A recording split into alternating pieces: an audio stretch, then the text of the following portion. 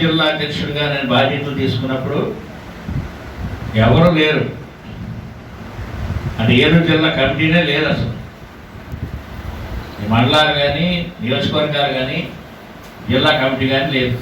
పశ్చిమ గోదావరి అప్పటికే కమిటీలు ఫామ్ అయిపోయినాయి, వాళ్ళు బాగా పనిచేస్తున్నారు. తూర్పుగోదావరి కమిటీలు అయిపోయినాయి, అందరూ అయిపోయినాయి. ఒక ఏలూరు జిల్లా మాత్రమే అప్పుడు ఇంకా మొదలు పెట్టలేదు. మొదలు పెట్టిన తర్వాత కూడా చాలా సమయం పట్టింది. ఒక్కొక్క మండలంలో మరి కమిటీ ఏర్పాటు చేయడం, మరి మన సేవకులు ఎవరు సహకరించడం. ఎందుకంటే ఎలాంటి ఆర్గనైజేషన్స్ లేదా సంస్థలు అనేకం వచ్చినాయి, కానీ ఏ ప్రయోజనం కలగల. సేవకులకి చాలా ఉన్నాయి, వస్తువు ఏర్పాటు చేయడమే తప్ప నెలవారీ మీటింగ్ కూడా జరగట్లేదు. ఒక మీటింగ్ పెడుతున్నారు, మళ్ళీ కనిపించట్లేదు. ఏఐసిసి, అలాగే ఇంకొక ఏఐసిసి వచ్చింది, ఆ తర్వాత ఇంకొక ఏఐసిసి వచ్చింది, అలాంటి 3-4 వచ్చినాయి ఒక ఏఐసిసిలోనే. అందులో మరి అన్ని ఏరియాలకు సంబంధించిన సేవకులు ఆ యొక్క సంస్థల్లో మరి పదవులు తీసుకోవడం జరిగింది, కానీ ముందుకైతే సాగట్లా. మరి ఎఫ్ఎఫ్సి టేకప్ చేసినప్పుడు దీన్ని నడిపించడం సామాన్యమైన విషయం కాదనేది నాకు అప్పటికే అనుభవం ఉంది. కాబట్టి ఎందుకంటే కడిదిన్న మండల ఫెలోషిప్ నడిపించాను కాబట్టి గత 5 సంవత్సరాల నుంచి సేవకులు ఎలాగ ఉంటారు, సేవకులతో మరి ఈ సంస్థ నడిపించడం ఎంత కష్టమో నాకు తెలుసు. గత 5 సంవత్సరాల నుంచి ఆ ఇబ్బందులన్నీ ఎదుర్కొన్నాను కాబట్టి ఏ సేవకుని ఎలా మలుచుకోవాలో, ఏ విధంగా అవన్నీ మరి ఎఫ్ఎఫ్సిలో తీసుకురావాలో కొద్దిగా అనుభవం ఉంది. కాబట్టి ఓపికగా సహనంతో కొద్దిగా సమయం ఎక్కువైనా సరే వేచి ఉండి ఒక్కొక్క కమిటీని ఏర్పాటు చేయడం జరిగింది. కానీ ఇప్పటికీ కనీసం ఎంతమంది వస్తున్నారంటే గొప్ప విషయమే. ఒకప్పుడు కమిటీ మీటింగ్ వేస్తే క్యాన్సిల్ చేసిన సందర్భాలు అనేక ఉన్నాయి, ఒకళ్ళిద్దరే వచ్చి. మరి ఈరోజు 4 మండలాలకి మరి కమిటీలు ఏర్పాటు చేయడం జరిగింది. 4 మండలాల కమిటీలకు కూడా మరి నెలవారీ మీటింగులు కూడా ఏర్పాటు చేయడం చేస్తున్నాము. కొత్తగా ఈ మధ్య మరి గత కొద్ది కాలం క్రితం ఏర్పాటు చేస్తున్న మండవారి కమిటీ కూడా చాలామంది మండవారి కమిటీలు కూడా చాలామంది స్పందించి మరి సేవకులు ఎఫ్ఎఫ్సిలో కొనసాగడానికి ఆసక్తి చూపిస్తున్నారు. ఇది చాలా మరి ఆశ్చర్యకరమైన విషయం. మండవారి కమిటీలో ఉన్న సేవకులు నేను ఊహించలా, ఎందుకంటే వారికి అసలు లోకల్ ఫెలోషిప్ ఏది కూడా పనిచేయట్లా ప్రస్తుతం యాక్టివ్గా మండవారిలో. అయినా కూడా కొద్దిమంది సేవకులుగా ఉండి కూడా వారు ఆసక్తి చూపించి ఎఫ్ఎఫ్సిలో పనిచేయడానికి ముందుకు వచ్చారు. ప్రత్యేకంగా వారికి మరి మండవల్లి కమిటీ సభ్యులుగా ఉన్న వారందరూ కూడా ప్రత్యేకమైన వందనాలు తెలియజేస్తున్నాను. అలాగే మరి సేవకుల విషయంలో పేరుపుట్ట గారు అనేక సందర్భాలు అనేక ప్రాంతాల్లో పనిచేస్తూ అలుపెరుగని పోరాటం చేస్తున్నారు. మరి అన్ని సమయాల్లో వారు అన్ని ప్రదేశాలకు అన్ని ప్రాంతాలకు రాలేరు. కాబట్టి మన జిల్లాలో కూడా చాలా సందర్భాల్లో నేను ప్రత్యేకంగా వారితో వెళ్ళి కార్యాచరణలో పాల్గొనలేకపోయాను. అది తమ్ముడు షారోన్ పీటర్, అలాగే వారి సహోదరుడు జాన్ గారు, ప్రశాంత్ గారు, వీళ్ళు ఎక్కువగా ఆయనతో పాటు వెళ్ళి పాల్గొన్నారు. మరి దైవ సేవకుల యొక్క విషయంలో ఈ మధ్య మరి కలిగిన ఒక పాస్టర్ గారు, అంటే ఆయన ఏ సంస్థలో లేడు, ఏ ఫెలోషిప్లో లేదు, ఆయన ఎందులో జాయిన్ అవ్వడు, ఆయన పరిచయం ఆయన చేసుకుంటాడు. కానీ ఆయనకు కూడా మన అవసరం వచ్చింది. అందుకే ప్రతి సేవకుడు కూడా ఆలోచించాలి, ఏ సమయంలో ఏ సందర్భంలో ఎలాంటి అవసరం వస్తుందో ఖచ్చితంగా ఎఫ్ఎఫ్సి లాంటి సంస్థతో కలిసి పనిచేయాలి ప్రతి సేవకుడు. అందుకు ఉదాహరణ ఏంటంటే, కలిదింలో ఒక పాస్టర్గా నాకు తెలిసిన ఆయనే, బాగా పరిచయం ఉన్న ఆయనే, కనీసం లోకల్ ఫెలోషిప్లో కూడా ఆయన సభ్యత్వం లేదు, ఆయన రానని కూడా చెప్పాడు. అలాంటి వ్యక్తి మరి నన్ను పిలిచి, అన్న ఇలా ఉంది సమస్య, మరి ఏం చేద్దాం, నేను కొత్తగా ఒక స్థలం కొన్నాను కోరుకోలు ప్రాంతంలో, ఎప్పుడో కొన్న స్థలమే. అక్కడ మరి మందిరం ఏర్పాటు చేయాలి చిన్నగా రేకుల షెడ్డుతో అని నన్ను సంప్రదించినప్పుడు నేను మాట్లాడాను అతనితో. ఈ రోజుల్లో మందిరాలు ఏర్పాటు చేయడం కానీ మందిరాలకి మరి పర్మిషన్ రావడం కానీ కష్టం, చాలా కష్టం. చుట్టుపక్కల మరి ప్రజలు సహకరించాలి, వారందరూ ఒక మాట మీద ఉంటేనే అది సాధ్యమవుతుంది. మరి మన చుట్టూ ఉన్న ప్రాంతంలో ప్రజలు కూడా అనేక మరి కులాలకు సంబంధించిన వారు, మతాలకు సంబంధించిన వారు ఉంటారు కాబట్టి వారితో మనకున్న సాన్నిహిత్యాన్ని బట్టి, వారితో ఉన్న పరిచయాన్ని బట్టి మనం ఏర్పాటు చేసుకోవడానికి అవకాశాలు ఉంటాయి. అధికారులు కూడా మనకు సహకరించాలి. ఇప్పుడు చర్చ్ పర్మిషన్ తీసుకోవాలంటే మీకు అన్ని ఆధారాలు కావాలి. స్థలం రిజిస్ట్రేషన్ స్థలం అయి ఉండాలి, మినిస్ట్రీ పేరు మీద రిజిస్ట్రేషన్ అయి ఉండాలి. మరి ఇలాంటి రూల్స్ అన్నీ చాలా ఉన్నాయి. కానీ అది మినిస్ట్రీ పేరు మీద రిజిస్ట్రేషన్ అవ్వలేదు, ఎందుకంటే ఆయన మినిస్ట్రీ రిజిస్ట్రేషన్ కూడా నేనే చేయించాను. వ్యక్తిగతంగా ఆయన పేరు మీద ఉంది. ఆ ప్రాంతంలో చుట్టుపక్కల ఇల్లు ఏమీ లేవండి, 1-2 ఇళ్ళు ఉన్నాయి అంతే. చుట్టూ ఇంకా ఖాళీ స్థలాలే కనిపిస్తాయి, కానీ కొనుక్కున్న వారు ఇక్కడ లేరు. అలాంటి ప్రదేశంలో కూడా ఈయన అక్కడ రేకుల షెడ్డు ఏర్పాటు చేసి అందులో మందిరం ఏర్పాటు చేయాలన్న విషయం ఎలా తెలిసిపోయిందో తెలిసిపోయింది. ఈయన ఎక్కడ బయట చెప్పకుండా చుట్టుపక్కల వాళ్ళందరూ తెలిసిపోయింది. వాళ్ళందరూ కలిసికట్టుగా వచ్చేసి ఇక్కడ మీరు చర్చ ఏర్పాటు చేయడానికి వీల్లేదు ఈ ప్రాంతంలో అని పంచాయతీ ఆఫీసు కూడా వెళ్ళి ఒక మాట అక్కడ కూడా చెప్పడం జరిగిందంట. మరి ఆయన కూడా మళ్ళా నా దగ్గరకు వచ్చి మీరు చెప్పినట్టు అయ్యిందంటే అందరూ కలిసి ఒకటిగా ఒకే మాట మీద వచ్చేసారు. అక్కడ ప్రాంతంలో మీరు వేయడానికి వీలేదు ముందుగానే చెప్తున్నాము, మీరు తీరంతా తెచ్చుకుని వేసుకుని మళ్ళీ ఇబ్బంది పడతారు, అది కనీసం రేకుల షెడ్ వేసుకోవడానికి కూడా అవకాశం లేదని చెప్పారు. మరి ఎంత కష్టమైన క్లిష్టమైన పరిస్థితుల్లో మన మందిరాలు కట్టుకోవాలంటే ఇబ్బందులు ఉన్నాయి. కనీసం పాస్టర్ ఇల్లు కట్టుకోవడానికి కూడా ఇబ్బంది. ఈరోజు ఇల్లు కడుతుంటే నువ్వు ఖచ్చితంగా అందులో తెచ్చి పెడతావు అంటున్నాడు. ఇవాళ పెట్టకపోయినా రేపు అందులో ఖచ్చితంగా మందిరం నడిపిస్తావు. కాబట్టి ఇల్లు కట్టుకోవడానికి కూడా వీల్లేదని అడ్డం పెడుతున్నారు, కంప్లైంట్ పెడుతున్నారు. మరి సేవకుల పరిస్థితి ఇంత దారుణంగా ఉంది. మరి దీనికోసం మనందరం కలిసి ఐక్యతగా మనం నిలబడితే తప్ప మనం కనీసం గృహాలు నిర్మించుకోవడానికి కూడా వీలు. మందిరాల సంఖ్య తర్వాత సొంత ఇల్లు కట్టుకోవడానికి కూడా అధికారులు కూడా మరి స్పందించట్లేదు, సహకరించట్లేదు. ఎందుకంటే చుట్టుపక్కల ఉన్న వారి అభిప్రాయాలు, చుట్టుపక్కల ఉన్న వారి నిర్ణయాలతోనే మరి అక్కడ వారు వాటినే తీసుకోవడం జరుగుతుంది. ఆ ప్రాంతంలో మరి శాంతి భద్రతలు ఇవన్నీ కూడా చూసిన తర్వాత పర్మిషన్ ఇవ్వడం జరుగుతుంది.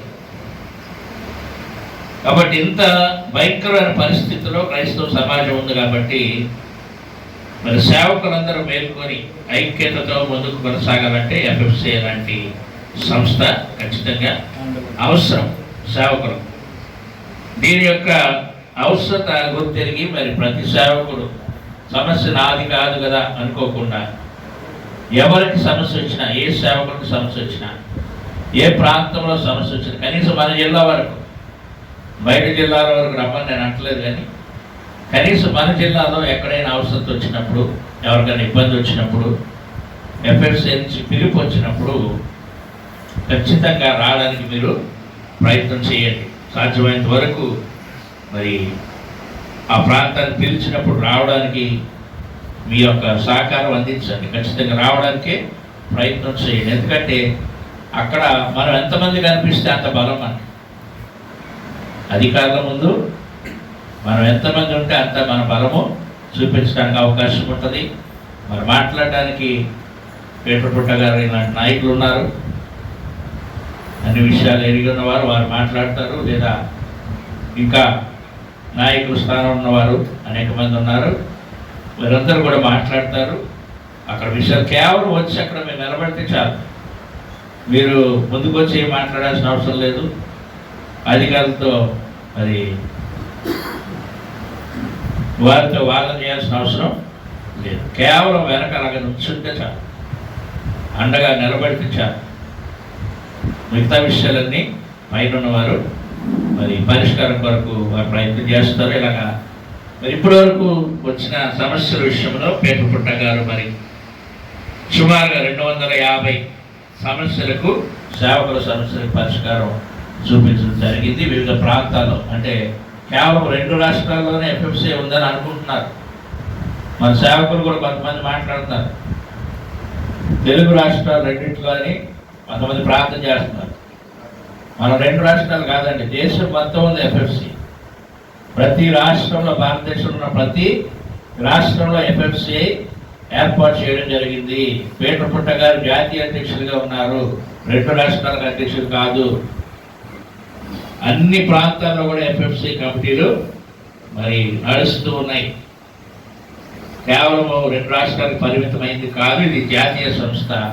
కాబట్టి దీన్ని గుర్తించి మన జాతీయ అధ్యక్షులు పేటపుట్ట గారికి మరి వారికి సహకరిస్తూ, వారి వెంట నడుస్తూ, వారికి అండగా ఉంటూ, వారి ఆదేశాలను పాటిస్తూ ఈ యొక్క ఎఫ్ఎఫ్సి ఆర్గనైజేషన్ అభివృద్ధి కొరకు, ఎఫ్ఎఫ్సి ఆర్గనైజేషన్ యొక్క కార్యాచరణ మరి జరగడానికి మనందరం కూడా దానిలో పాలుభాగస్తులయ్యి మనం పాల్గొనాలని ప్రభుపేట మనవి చేస్తూ, అలాగే ఏలూరు జిల్లా అధ్యక్షుడిగా మరి వివిధ హోదాలో ఉన్న నాయకులకు కొన్ని విషయాలు, 1-2 విషయాలు మాత్రం నేను తెలియజేస్తాను. సమయం తక్కువ ఉంది కాబట్టి పేటపుట్ట గారికి సమయం వారికి అప్పగించడం జరుగుతుంది.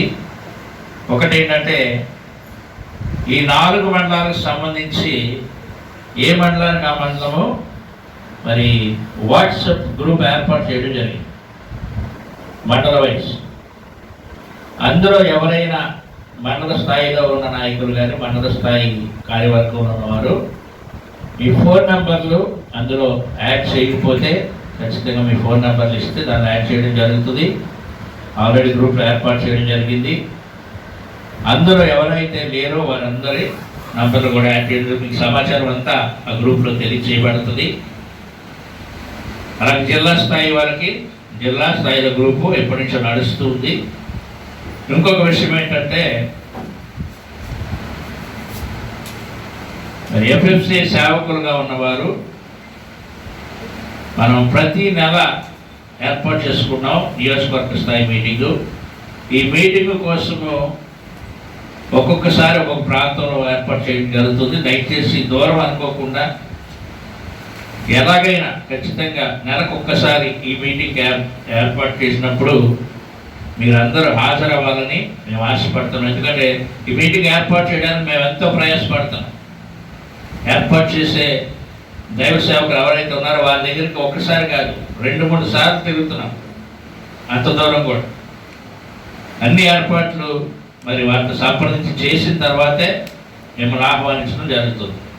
దయచేసి ఇది గమనించండి, ఏదో పేరుకి పిలుస్తున్నామని మాత్రం అనుకోవద్దు. అలాగే ఇంకొకటి ఏంటంటే, సమయం